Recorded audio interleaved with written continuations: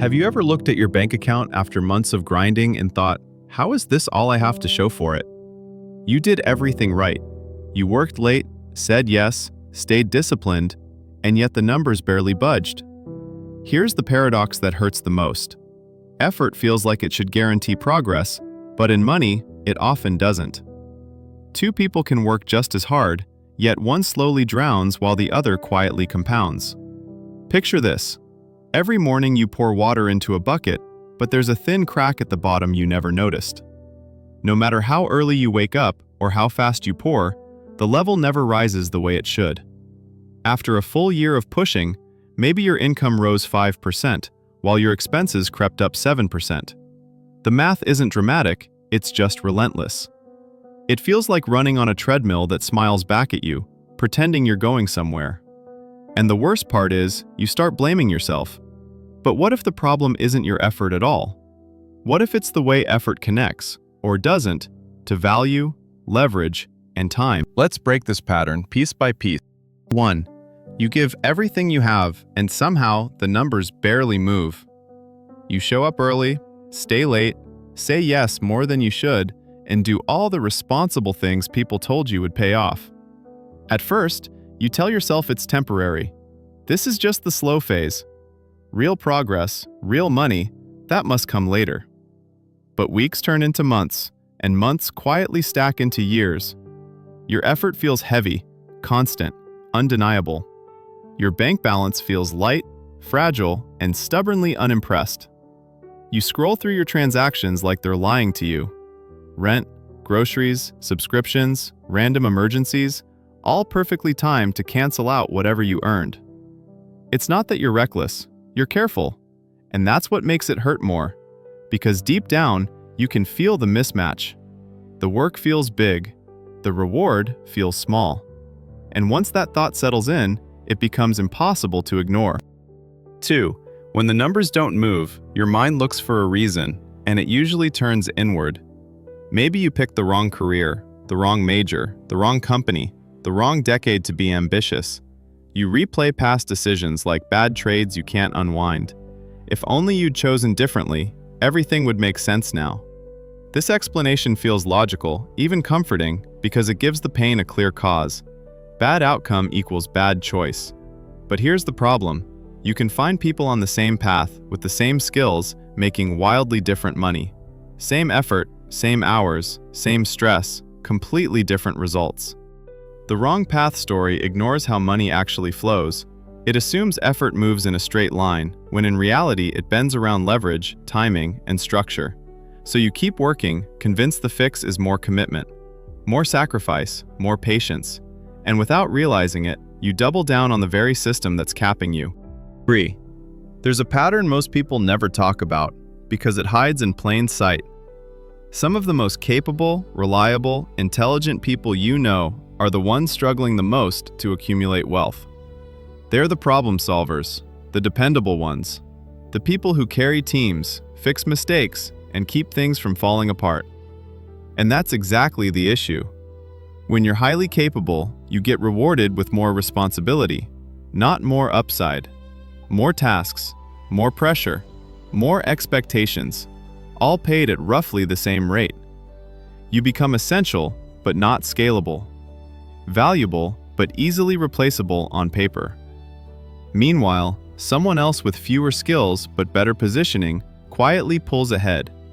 Not because they work harder, but because their effort touches systems, not just tasks. It's a silent trade-off. Competence buys stability, but rarely acceleration.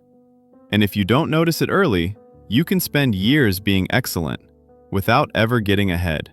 4. There's an invisible force shaping your financial ceiling, and most people never see it while they're inside it. It's not laziness, it's not discipline, it's leverage, or more accurately, the lack of it. When your income is tied directly to your hours, effort hits a hard limit. There are only so many days, so many nights, so much energy you can trade before the system taps out. You can push harder, but the return on that push keeps shrinking. Extra effort buys marginal gains, not exponential ones. Think of it like pedaling a bike stuck in the lowest gear. No matter how strong your legs are, speed tops out quickly. Leverage is what changes the gear. Systems, assets, code, capital, audiences, things that keep working after you stop. Without it, effort becomes a cage, productive, respectable, and quietly capped. And until you recognize that force, every solution looks like try harder, even when harder isn't the answer. 5. The shift doesn't happen all at once. It arrives quietly, usually in the middle of a normal day. You notice that no matter how efficient you become, the paycheck stays predictable. Work faster, earn the same. Work longer, earn a little more, but never meaningfully more. That's when it clicks. You're not being paid for long-term value. You're being paid for time. Time is clean, measurable, and easy to price, but it resets every morning. If you stop showing up, the meter stops running. Nothing compounds, nothing carries forward. This realization stings because it reframes everything you've been proud of. Your reliability, your hustle, your consistency. They weren't wrong, they were just incomplete. Once you see it, you can't unsee it. And from that point on, effort alone stops feeling like a strategy. 6. At first, you try to ignore the feeling. You tell yourself to stay grateful, stay busy, stay focused. But slowly, effort starts to feel heavier than it should. Not physically, emotionally. You still work hard, but something inside pulls back. The motivation isn't gone, it's bruised. Every extra hour feels less like ambition and more like obligation. You're tired, but not from the work, from the lack of progress. This is the quiet danger. When effort stops translating into momentum, it drains meaning. You start asking questions you never had time for before. What's the point of pushing this hard? Who is this really for? And if nothing changes, burnout doesn't arrive with drama. It shows up as numbness. Not because you're weak, but because your effort has been trapped in a system that doesn't let it grow. 7. The breakthrough doesn't come from working harder. It comes from noticing the ceiling. You start to see where effort flattens out, where extra input stops creating extra output. Not as a failure, but as information. This is a subtle shift, but a powerful one. Instead of asking, "How can I push more?" you ask, "What am I pushing against?" You realize some systems reward intensity, while others punish it. Some roles scale with time, others never do. Once you see the ceiling, you stop wasting energy slamming into it. You begin redirecting effort toward things that can actually expand. It's not quitting, it's repositioning. And that shift changes how you think about work, money, and growth, setting the stage for a completely different standard. Once you recognize the ceiling, effort takes on a new role. It's no longer about exhaustion, it's about margin. Sustainable effort creates space. Space to think, to invest, to build things that don't demand constant attention.